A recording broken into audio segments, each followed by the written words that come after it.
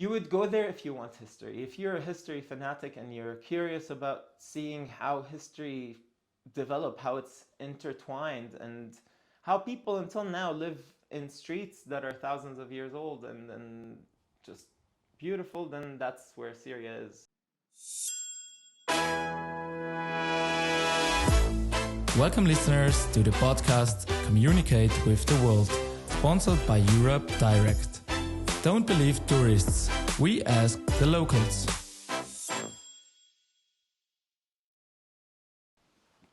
All right, Majd. Hi. Nice to meet you. Same. Hello, Diego. Hey, welcome to our interview. So, Diego, you can definitely be part of our talk about Syria. Today, I'm welcoming Majd Nassan. Welcome to my podcast. What a cool thing to have someone from Syria here, and even a talk from Syria. No, he's Lebanese. He's Lebanese. Oh, so you got him in Lebanon. Yeah. Neighbor country, and Lebanon is also topic of my podcast. So really cool to have you both here.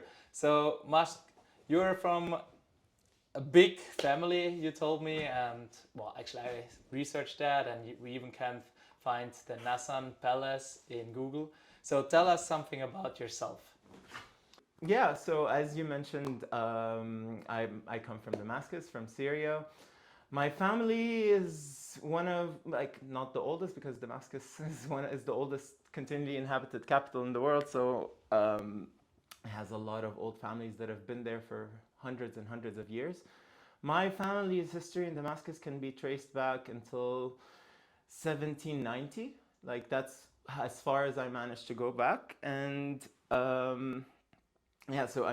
I'm very proud of my family's history and that we've lived in the same place for all those years. But eventually at 18, when I finished school, I decided to go and pursue my studies in Lebanon.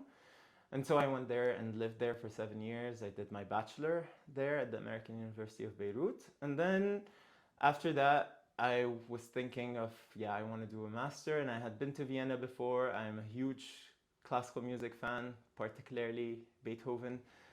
And so I felt like Vienna would be the right city for me. And I moved here in 2016, end of 2015. And I've been here ever since. Really interesting. And well, you already spoke about your home back in Syria and the house where you live already over generations.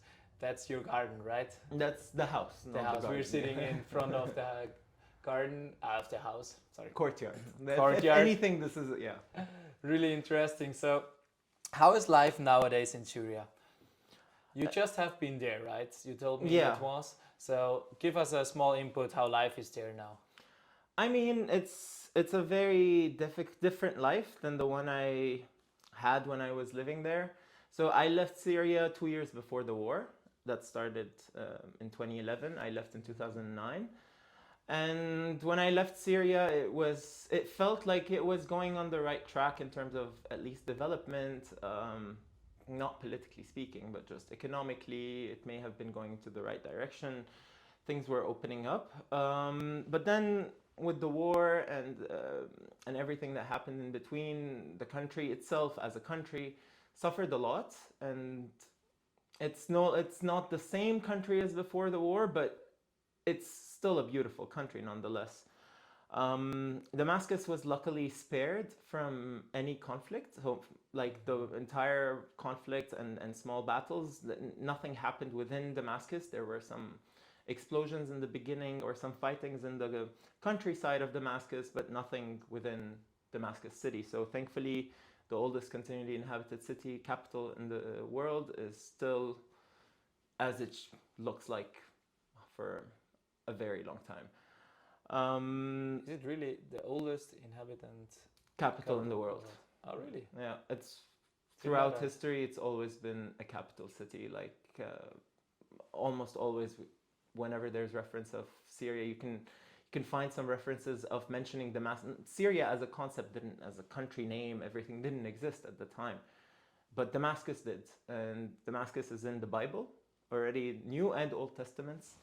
Actually, my street that I live in Damascus is called the Straight Street, and it is mentioned directly in the Bible. It is where Saint Paul, who at some point in time was actually called Saul, and he was trying to kill all the Christians, early Christians. As he entered Damascus, from one of the gates, Jesus appears to him, and he then gets blind and is told to go to the Straight Street and find Ananias, who would then baptize him and give him his eyesight back. So the main street of my house is called Straight Street, and my gasse is called Ananias Gasse. So it's very biblical, and just knowing that and being aware that this is where I grew up or where my country is something very special. But more about now. Damascus became overcrowded, given that many people from the neighboring cities and since I told you Damascus was not impacted directly by the war, so people from cities where the war really destroyed their houses eventually had to move to Damascus. So what I noticed before and after, now it's way more crowded than it used to be. I mean, it was crowded, but now, I mean, the numbers that people are saying is about 5 million people living in Damascus. It's a big city, but it's not much bigger than Vienna. I don't think it's even bigger than Vienna. I think maybe they're around the same size. And 5 million people. And 5 million people are living here compared to 2 million. I mean, but again, Vienna is too empty. We are too full, so it's a thin balance. Yeah, you're used to that. For me, already Vienna is crowded. It's huge, exactly, exactly. Yeah. So there is that difference. There is, of course, economically, the country is very, very screwed up economically. It's throughout the war, our currency, yeah, it got depreciated, but not as bad as when the fighting stopped. So since 2019, when Lebanon crashed, our economy crashed with it. Because most Syrians would keep their money in Lebanese banks because we didn't have really a concept of private banking in Syria. And then as the Lebanese economy crashed, so did ours. And in addition to war, in addition to sanctions, in addition to everything, it is very hard for an average Syrian to get the most basic of things that they would want. And so that is something that one can really see. Whereas in the past, our economy was really strong.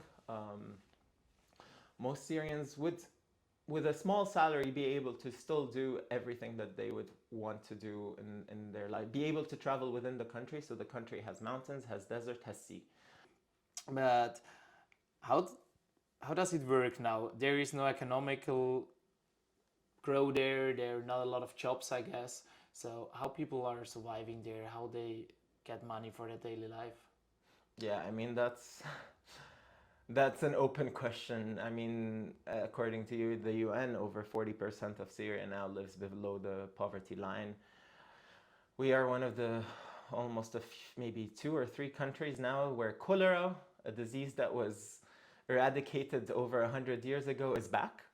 So we have cases of cholera in Syria. So I mean, I wouldn't really say people are able to live their lives normally or even get by. Like basically, very simply, $1 in 2009 was equivalent to 50 Syrian pounds. $1 today is equivalent to 5,000 Syrian pounds. Crazy, yeah. So it's quite similar like with the Lebanese currency, right? Yeah, but the difference is, and it's not that we're competing who's worse, but we are sanctioned. They're not. Yeah. So we don't even if we wanted to find ways of getting foreign investment, of getting some form of reconstruction effort. Plus, Lebanon was not at a war before their economic crisis, so they don't have the reconstruction need. Whereas for us, if you go to certain cities, they're all destroyed. And so you in Europe had the Marshall Plan. We are dreaming of a Marshall Plan in Syria, but unfortunately, there was no political change as a result of the war, and we are what we are. We are still suffering. Yeah, to some extent, to a large extent, actually, but for different reasons. I don't think many people are suffering because of the reason that they were suffering in 2011 when they decided to go and protest. It's a different form of suffering, but I mean, yeah, that's too much politics for Yeah, now. it's true. But you already said it's not possible that many people can live their normal life because there are not a lot of economical chances. So probably the tourism would help, right? And Yeah. there are a lot of beautiful things in Syria to see. So a friend of mine has been with you in Damascus and he showed me some pictures. I was impressed. There's such a lot of history and so many things to see. Just give us a short input. What you can do in Syria? What would be possible to do there in the Damascus, for example, but also on the countryside? Well, one thing you need to know, and as I've mentioned already a few times, Damascus is as old as recorded history. And with such an age, you can see it. So, for example, in Vienna, you can't really see much of the Roman period where Vienna and the rest of Austria was under the Roman Empire early on, like, thousands of years ago. Whereas in Syria, you can see almost every civilization that passed through the country, and there were many. I mean, we a very simple thing that most people have to see when they go to Damascus is the Grand Umayyad Mosque. It is one of the largest mosques in the world. It's the fourth most important mosque in Islam. But funny enough, it's also older than Islam. But and this is what you will see in most of Syria. So you can't really put a single identity on Syria as it's a Muslim country, it's a Christian country. It's not. It's a very diverse country. And you can see the diversity. You can see ancient churches and you can see ancient mosques. So many previous empires used Syria. The Umayyads, for example, these were one of the first empires. These are the same ones that went and took Andalusia. Their capital was Damascus. And when one goes into Andalusia and sees those arches, those really oriental decorations that are there, they're Cordoba, for example. Cordoba. They're really influenced more by Syria, by the Damascene Umayyad culture, because it was the capital of the Umayyads. But then, I mean, as with history, it's an empire that lived for 100 years in the region, but then it lived much longer in Andalusia. So it's a lot of history is just there. What Damascus or Syria is, you would go there if you want history. If you're a history fanatic and you're curious about seeing how history developed, how it's intertwined, and how people until now live in streets that are thousands of years old and just beautiful, then that's where Syria is. And you can see that. You can see something a castle that is still standing that is at least 800 years old. Well, I'm really happy to hear that so many historical things are still exist there, that they not get bombed or something like that. No, but a lot did. A lot did, but at least the most important things are still Not the most important. No, okay. You had some. I mean, we have to remember that in addition to, let's say, normal fighting groups, so normal as in rebels or Free Syrian Army, as in even the Syrian government, these are, let's say, normal groups fighting each other. We had abnormal groups like ISIS. Yeah. And those abnormal groups, their views on everything from life to history to civilization to culture is very different than everyone else. Because the others, I mean, they would destroy historical parts, like the normal groups, as we call them. They would destroy history, but that wouldn't be their direct intention. Maybe it would be. I don't know. I'm not in their minds. But with ISIS, no. Its mission was to destroy parts of history. So one of the treasures of Syria is called Palmyra, and it was its own empire that rebelled against the Roman Empire in, I think, maybe 300 AD. And we had a queen in Syria in 300 AD, and she was called Zenobia. And she decided, I'm going to create my own kingdom. And she went and occupied Egypt. And the Romans obviously didn't like that. They came, they dragged her all the way to Rome, and then she obviously was killed in Rome. Yeah. And with that, the death of Palmyra as a massive empire. But Palmyra still survived 1700 years. Thankfully it was a desert, so it was sandy, so everything was sort of preserved by the sand until they were excavated. And then in 2015 ISIS took it, and then they destroyed some of the most important temples that were there. They destroyed one of the best preserved amphitheater. Thankfully that was not massively destroyed, but they destroyed some of the arches. And to make matters worse, they beheaded the person who actually uncovered Palmyra back in the 50s because he refused to tell them where the treasure was. We don't know if there was any treasure, but he is internationally viewed as a leader in archaeology. And so very sad. I can't say history has not been impacted. Well, is it actually possible at the moment to visit Syria? It is not impossible. It is possible. In addition to the common friend that we had, I saw several groups of tourists in Syria. It is mostly possible through agencies, so through travel agencies. I see. The Syrian government wants to treat the rest of the world in reciprocity, and while Syrians can't get a visa anywhere, I recently have been trying to get a visa to go to Egypt, which was a country that was united with Syria for 3 years, and I couldn't get it. And obviously, needless to say, most Syrians cannot get a visa to Europe. And so as a result, the government is deciding, it's going to be hard for you guys to get a visa as well, which is a bit counterproductive because we need tourists. You need the tourists and the money. And so it's like, how big do I want to be? Do I want to be like, I'm Syria, you have to respect me and you have to apply for a visa? So you can almost certainly get a visa as a European if you've never been to Israel. This is a main condition to go to Syria or to Lebanon. You cannot have been to Israel or have any Israeli stamp on your passport. This is the only sort of thing that if you have it and you apply for a visa, I wouldn't even go and check if I got my visa because... Okay, you will feel that. Yeah. I see. But to be able to go to Syria, you would have to check with certain travel agencies. I have a few that I've met in Syria when I was there, and they told me how they would help arrange that. But to just go there as a single traveler, it may be possible. It will not be easy. And Syria is not a country. Yeah, it's possible, but not easy at all. With a group or with going through an agency, possible and easy even. Also, one thing you need to keep in mind: you're not going to be able to communicate in English with most people.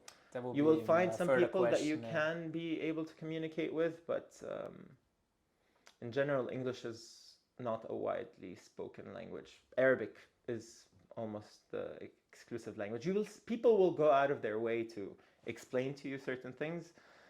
Maybe use 3-4 words in English and sign language, and you'll get how to get from A to B and everything. Body language always helps too. Yeah. So, would you say the war is over in Syria?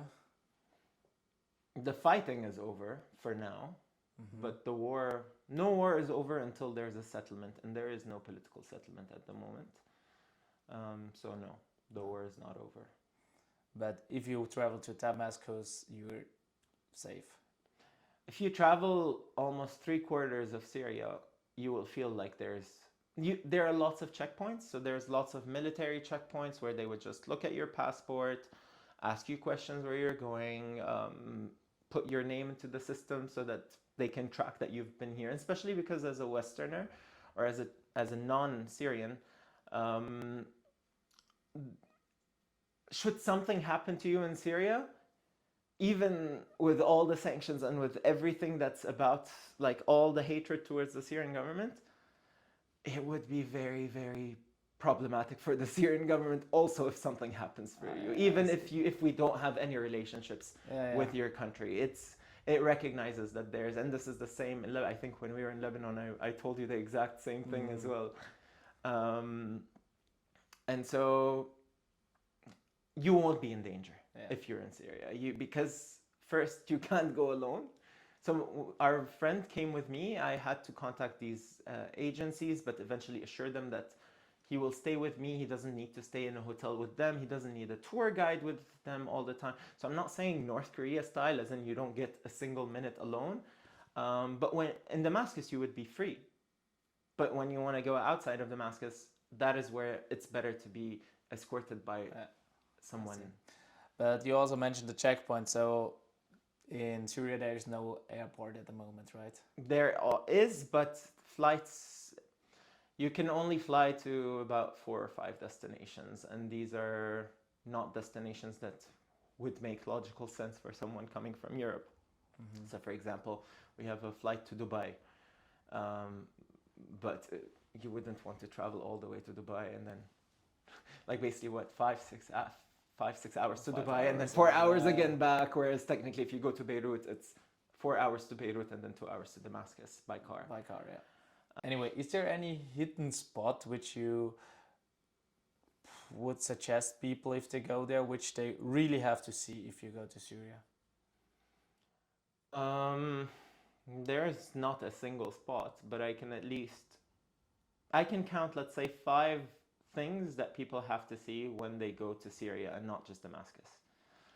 One would be the entire old city of Damascus. It's all sort of surrounded by an ancient Roman wall, and all of this is a UNESCO World Heritage Site. So just walking in the streets, I don't need to tell you, you can do a bit of research, just what are some things to see in Old Damascus. So Old Damascus as a place, I would put it as number 1.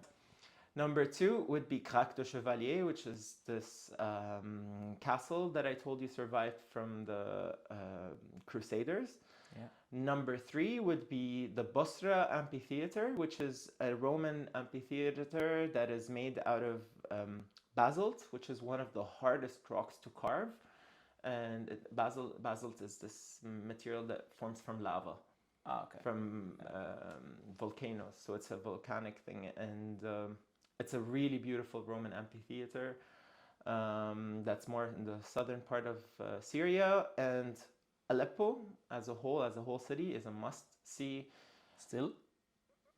Mainly because the citadel of Aleppo is the oldest citadel in the world, and it is not so impacted. I mean, it survived so much wars and earthquakes that thankfully even the Syrian war and all the new modern weaponry couldn't destroy it. So tells you a lot about quality. And the last thing I would suggest would be, Palmyra, but Palmyra is not, I can't get myself to go to Palmyra right now until they fully refix it and everything looks somewhat the same. I can't. I've seen it about 9 times in my life, so I can't see it destroyed. But I would definitely suggest the Hama, the Noiras in Hama. So these are water wheels that are also 1,500 years old, and they were used to transport water to agricultural lands, and they still work, and they're very, very huge and very, very loud. Majd, thanks a lot for all the great input and all the tips and telling us the current situation in Syria. So do you have any last word which you want to tell? Sure. First, Austrians in general have been extremely welcoming, at least to me and to most people that I know, most Syrians that I know that managed to come here for different reasons, whether be it for studies or whether you had to seek refuge. And so I feel like Austrians are very well aware that Syrians are not so different. I mean, we're all humans, we're all not so different. But at the same time, also, Syria as a country, until very recently, was a country with a good education standards. And people in general, because we have so many cultures in Syria, I'm Christian, but we are about 10% in Syria are Christian, about 10% are Alawites, and you have some Druze, and you have some Sunnis, and some Shias, and some Alawites. And so we're a very diverse country, and so it's not what comes to mind when you would imagine oh, Syrians. If you've never heard of or have any knowledge about Syria, you would maybe think it's a country where there's sort of one ethnicity or one main sect that controls everything. But this diversity and the fact that it was a massive tourist hub and that it went under so many different occupations or political relations that made the people very cosmopolitan. So while they may not be able to speak certain languages, they are fast learners. They're able to immediately get into the culture, know the differences, and adapt. And